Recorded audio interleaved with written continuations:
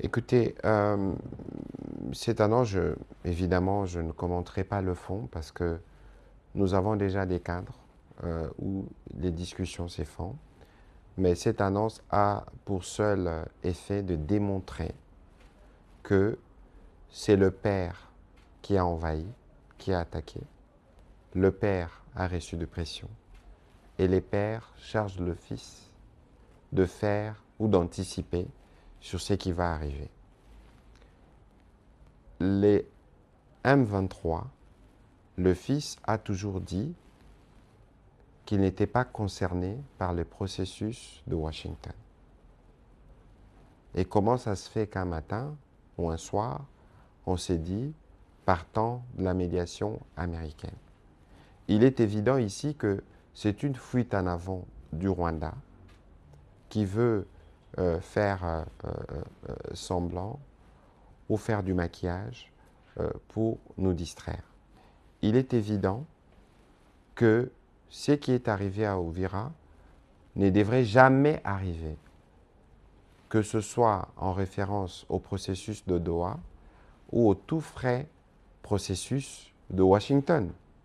Donc il est évident que nous avons, nous, dans le cadre de la médiation américaine, des garants qui suivent les processus et qui doivent tirer les conséquences de cette violation manifeste de tout ce qui avait été convenu. Ce n'est pas seulement une violation de ce qui a été convenu, mais c'est aussi une succession des crimes. Je pense que vous avez eu l'occasion de suivre ma collègue au cours du débat au Conseil de sécurité. Je ne voudrais pas revenir sur ce qu'a dit le représentant américain dans les détails de ce que nous savions déjà.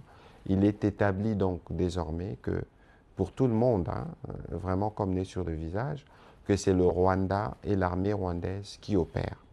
Parce que les derniers événements que nous avons suivis particulièrement dans l'axe Kamanyola-Uvira ont commencé notamment par le missile parti du territoire rwandais. Et donc, ce qui a été fait hier ne concerne que leurs signataires. Ce qui est évident pour nous, c'est que nous attendons que ce qui est prévu dans l'accord de Washington s'applique pleinement. Nous ne voulons pas des choses qui peuvent être faites pour la façade. Ce que nous voulons, c'est le retrait total des troupes rwandaises sur nos territoires. Le retrait ne concerne pas Kouvira, le retrait concerne Goma, le retrait concerne Bukavu et toutes les parties du pays qui sont sous leur occupation. C'est cela l'accord de Washington.